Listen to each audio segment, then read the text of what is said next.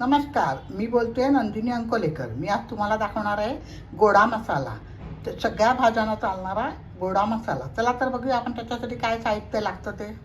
गोडा मसाला करण्यासाठी लागणारं साहित्य 100 ग्राम तीळ आहे, गावरान तीळ आहे।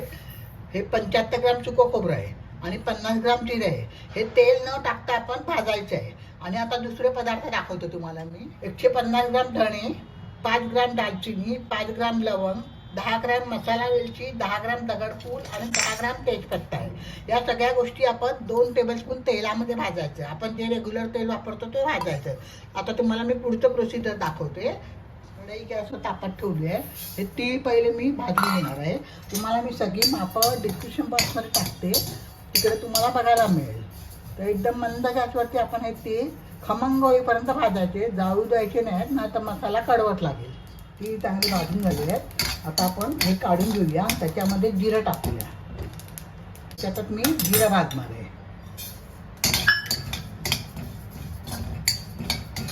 जिरं पण चांगलं भाजून झालं आपलं। आता आपण खोबरं, सुकं खोबरं भाजायचं। जिरं भाजून झालं, आता आपण सुकं खोबरं भाजायला घेऊया। सुकं खोबरं भाजताना गॅस एकदम बारीक करायचा।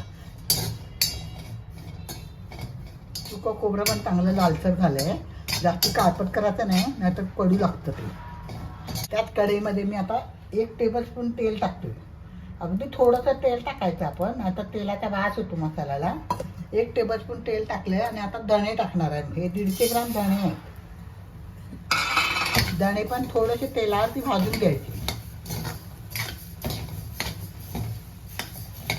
धणे पण छान भाजले आहेत, छानपैकी त्याचा सुवास सुटला आहे। जास्ती काळपट करायचे नाही का। आता हे पण मी काढून घेते। परत थोडंसं तेल टाकायचं आपण, अगदी 1 टीस्पून तेल टाकायचं। तर त्याच्यामध्ये आपण दालचिनी, लवंग आणि वेलची हे तिन्ही टाकायचे।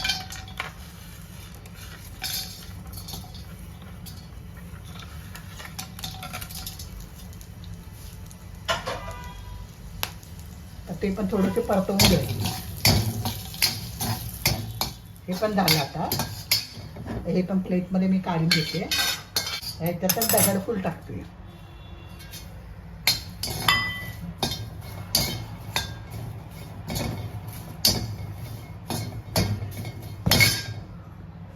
थोडंसं तेल टाकते।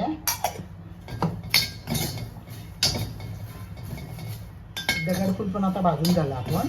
आता ते पण मी काढून घेते प्लेटमध्ये। थोडंसं तेल टाकणार आणि तेजपत्ता टाकणार आहे। जास्ती कढई गरम झाली असेल तर गॅस बंद करा, कारण तेवढ्या गरमीमध्ये तेजपत्ता होऊन जातो। तेजपत्ता पण आता मी गॅस बंद करून ह्याच्यातच ठेवणार। आणि सगळे जिन्नस आपले थंड झाले ना की मिक्सरमधून एक एक काढायचे। ते तुम्हाला मी नंतर दाखवते, काय पहिले वाटायचं आणि काय नंतर वाटायचं ते। आणि मग आपण कसा मसाला मिक्स करायचा ते पण मी तुम्हाला दाखवते। आपण तीळ मिक्सरला लावून घेऊया। सुकं खोबरं टाकणार आहे, जिरं टाकणार। हे सगळं मिक्सरला आता बारीक करून घेऊया।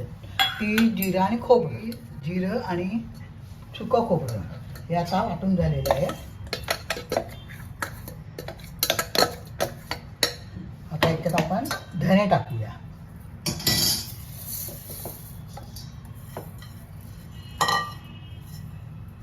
धणे एकदा फिरवून घेते मी एकत्र। आता आपण सगळं एकत्र करत जायचे।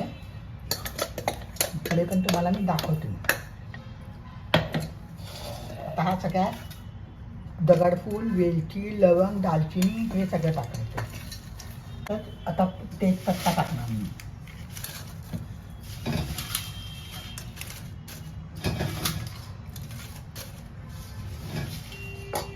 तर हे परत मिक्सरला बारीक करते। सगळं बारीक केलेलं टाकलं त्याच्यामध्ये, लवंग, मिरी, वेलची वगैरे। आता हा मी मसाला सगळ्या हाताने नीट मिक्स करणार आहे। आणि नीट मिक्स केला आहे। आता हा सगळा मसाला ना आपण परत एकदा मिक्सरमधून फिरवून घ्यायचा, म्हणजे तो एकजीव होतो। हां, आता हा थोडा थोडा करून मी परत एकदा मिक्सरमधून काढणार आहे। मिक्सरमधून फिरवलेला मसाला आता दुसऱ्या भांड्यात काढायचा। हाताने सगळा मिक्स करायचा पहिल्यांदा आणि हात एकदम आपले कोरडे ठेवायचे. पाणी मसाल्याला कुठेही लागलं नाही पाहिजे एवढी काळजी घ्यायची, तर आपला मसाला हा वर्षभर टिकतो. चांगला स्वच्छ सुक्या झालेल्या काचेच्या बाटलीमध्ये आपण हा मसाला भरून ठेवायचा. वर्षभर हा मसाला आपल्याला वापरता येतो. हा मसाला आमटीसाठी, वांग्या बटाट्याच्या भाजीसाठी, उसळीसाठी, सगळ्या ह्याच्यासाठी खूप चांगला मसाला आहे. तुम्ही करून बघा. माझ्या चॅनलवर नवीन असाल तर सबस्क्राईब करा, लाईक करा, शेअर करा. तयार झाला आपला गोडा मसाला. ह्या मापांमध्ये आपला 600 ग्राम गोडा मसाला तयार होतो.